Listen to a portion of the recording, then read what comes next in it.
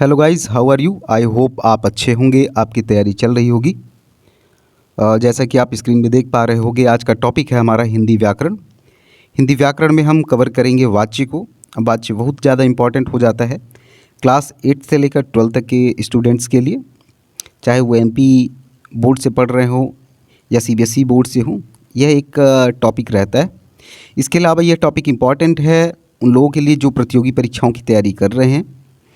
इसके अलावा जो लोग शासकीय सेवा में हैं और जिनका कार्य नियमित पत्रा व्यवहार करना है, यह उनके लिए भी इम्पॉर्टेंट हो जाता है। चलिए आइए कवर करते हैं वाच्य को।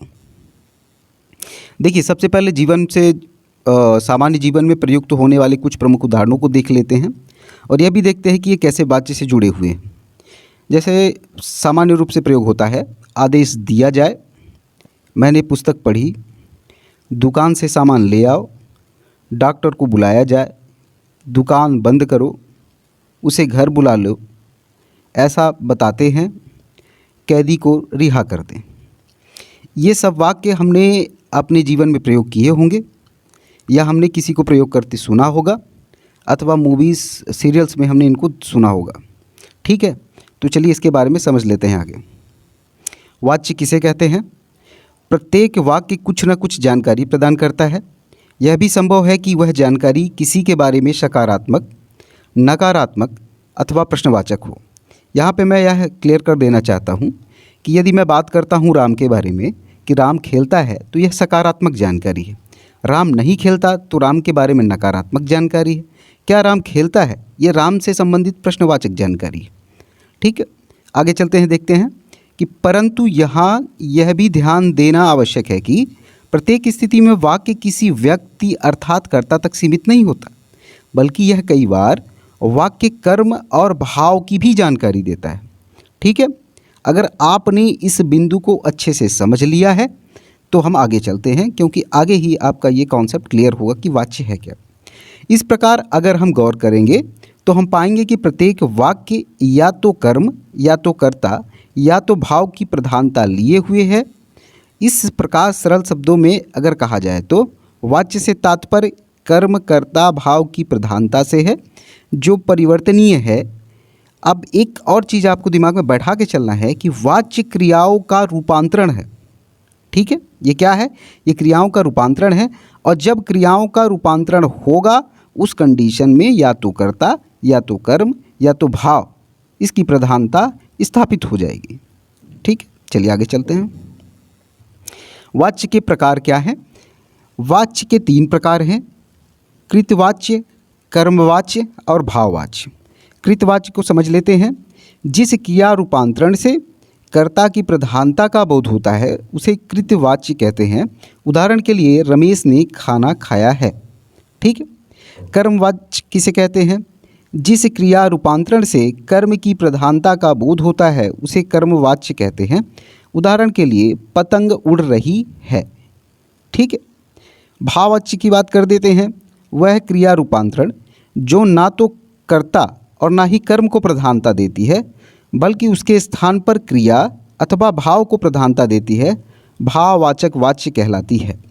उदाहरण के लिए, मुझसे चला नहीं जा रहा है। तो यहाँ ये तीनों चीज़ क्लियर हो गई कि कृतवाच्य किसे कहते हैं, कर्मवाच्य किसे कहते हैं और भाववाच्य किसे कहते हैं। ठीक है, तो चलिए आगे चलते हैं। क्या वाच्य परिवर्तन किया जा सकता है?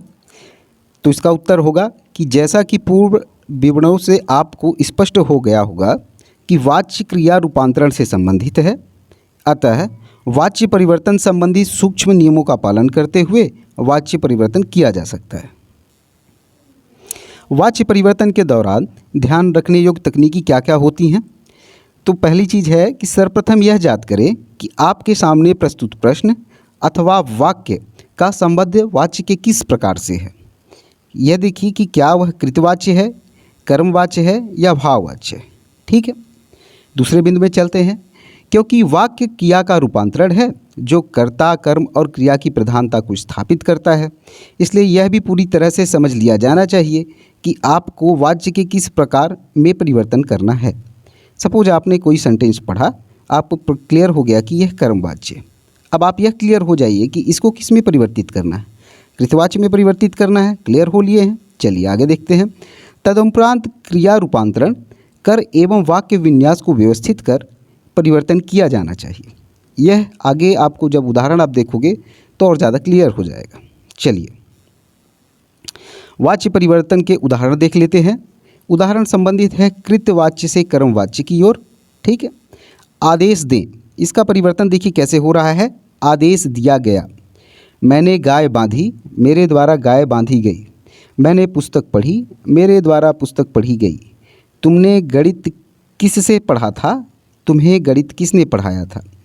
बाहर किसने आवाज़ दी, बाहर किसके द्वारा आवाज़ दी गई। डॉक्टर बुलाओ, डॉक्टर को बुलाया जाए। दुकान बंद करो, दुकान बंद कर दी जाए। कर्मवाच्य से कृतवाच्य में परिवर्तन को देख लेते हैं।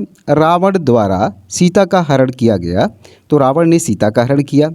घर कैसे बनाया जाता है, घर कैसे बनते हैं, ठीक है, या बनाते हैं। उसे बुला लिया जाए, उसे बुला लें। ऐसा बताया जाता है, ऐसा बताते हैं। अधिकारी को सारी बातें बता दी जाएं, अधिकारी को सारी बातें बता दें। तुमसे चला नहीं जा पा रहा है, तुम चल नहीं पा रहे हो। तो आपने ये चीज़ नोटिस किया होगा कि जब हम कर्मवाच्य की बात करते हैं तो वहाँ कर्म को प्रधानता दी जा रही है, लेकिन कृतवाच्य में क्या होता है कि हम डायरेक्टली किसको प्रधानता दे रहे हैं, हम कर्ता को प्रधानता दे रहे हैं।